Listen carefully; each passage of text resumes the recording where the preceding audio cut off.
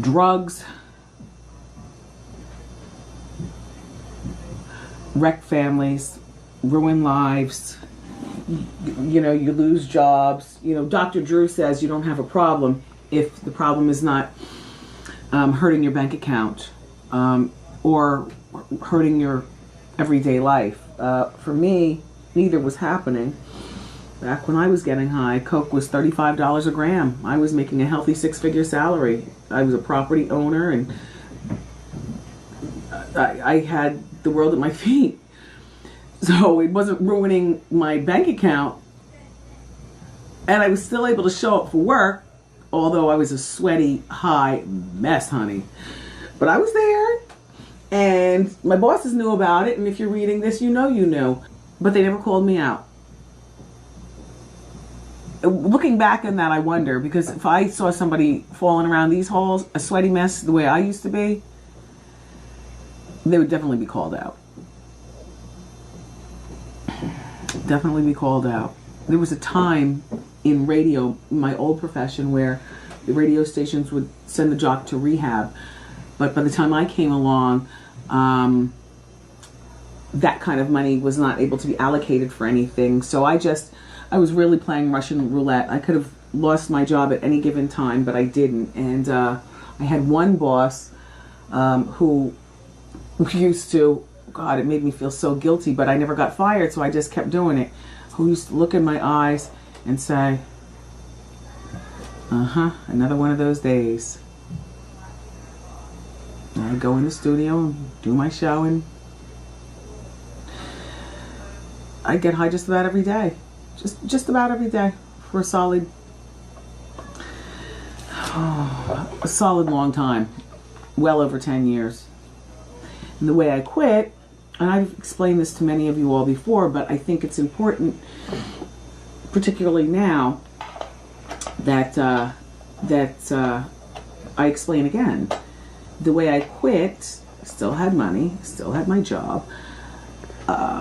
It was starting to really wear on my heart that I would show up to my parents' house, you know, for Thanksgiving or whatever, and I'd be, you know, stoned with a drip, pushing food around my plate but not eating it, jittery, and then leaving like around midnight to come back into the city to continue my devil ways. It started to, and my parents would never say anything to me, and you've met my parents before. They're such loving people. I feel like, you know, they never said anything, but their silence, to me,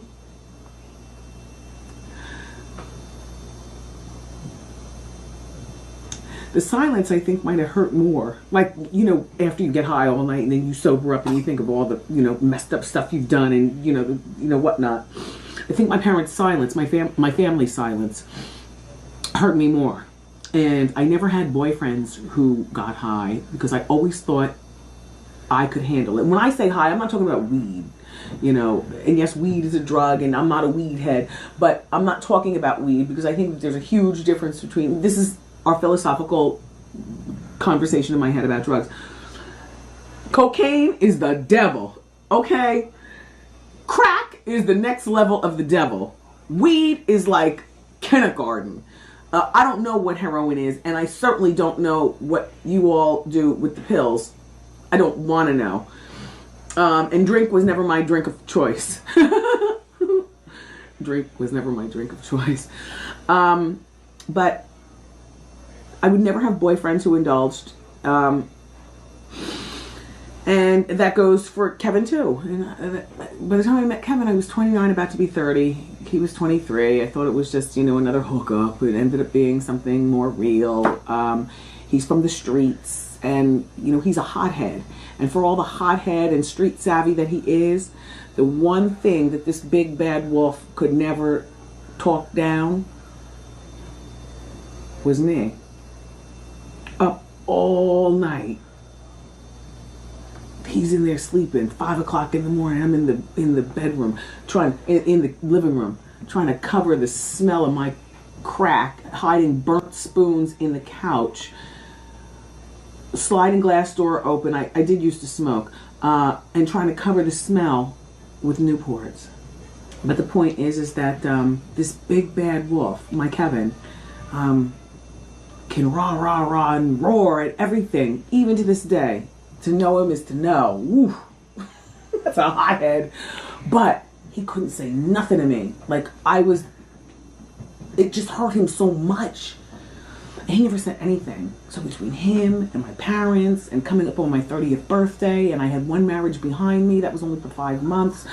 But I thought, after realizing that maybe this guy could be something real, or, you know, at the very least, maybe one day I want a child, whether I adopt or have it with a husband or a boyfriend. I knew I was going to be a mother. It was just a matter of when. So I pared it down. Instead of getting high every day, I got high once every 2 days, and so on and so forth, and so on and so forth, until I stopped. And I stopped because I wanted to, because I wanted a better life for myself. And I never went to rehab, and I was never busted by the cops.